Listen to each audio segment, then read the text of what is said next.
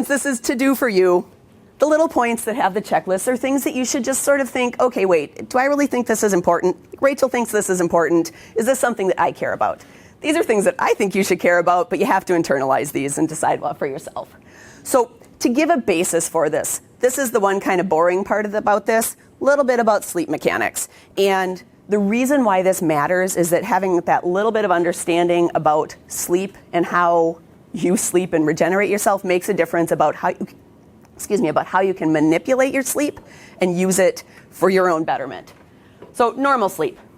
People think that sleep is passive. It is absolutely not passive. It's an active process. You might just be lying there for most of it, but your body's doing a ton of things. Nobody really knows why we sleep. There's a thought about maybe your body needs to regenerate. The adaptive part is maybe your brain needs to have time to compartmentalize and store information, and that's where your weird dreams come from. Or maybe it's just energy conservation, that we don't need to be up 24/7, and especially since we don't have those great eyes to see in the dark, we should sleep when it's dark and hide from the tigers that are trying to eat us or whatever it is from an evolutionary standpoint.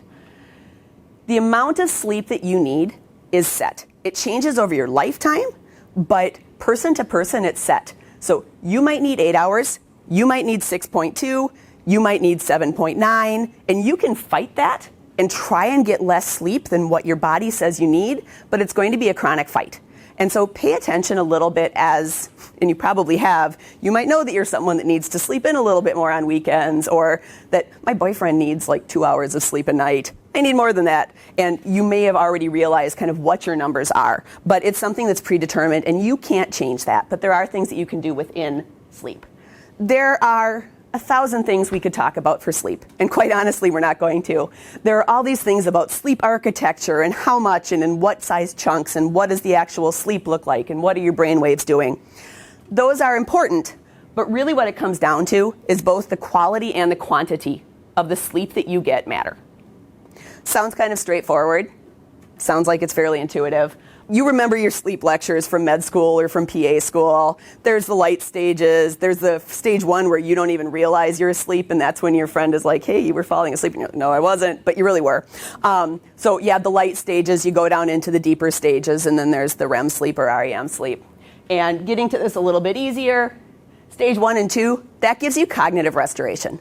That actually makes it so that you can complete tasks with more efficiency, you can do them more accurately. They've done all these tests where they'll take somebody and keep them up all night and then have them do some little thing on a simulator and actually look at how that affects them. And so getting those light stages of sleep gives you that cognitive restoration. Those middle stages of sleep, they give you the physical restoration. They make you feel well rested. As you get older, and some of us are getting there, but this is why old people have more arthritis, they think. You get joint pains, you get aches, you get things where your body just doesn't completely recover overnight. And these were the ones that give you the physical restoration, those deeper phases. And then down into the REM sleep, that's what gives you the emotional restoration. That's what gives you the ability to cope. That's what gives you the ability to not kill the person who lives in your house with you, to not kick your dog, to not punch the nurses. Not that any of that's going to happen, but you need that emotional restoration too.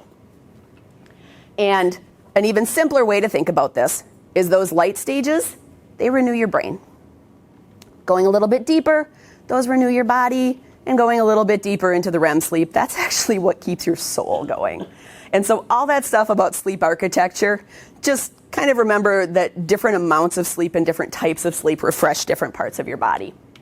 You fall asleep, you skip through REM, you go down to stage 4, you're back up in REM, you go down, you go through these sleep cycles over and over during the night. And there's somewhere 90 minutes to an hour and a half, or to 2 hours. But if you look at this graph, that REM sleep that keeps your soul going, you'll notice there's more of it the longer you sleep. And that's the entire reason why that picture is up there. When you get into that later sleep, it's more restorative. And it actually keeps your soul going a little bit better than chunks of sleep. And this is why you can't take a bunch of 2-hour naps and have it be the same as sleeping 8 hours in a row. It's because the architecture of the sleep is different and the actual processes that your body goes through are different. And so you need to remember that you can try and sort of squish things along by, I'm going to sleep for an hour there, and then 2 hours later in the day, and then 3 hours before my night shift. But you can only push that out so long before you actually need a good hunk of sleep to get yourself back to normal.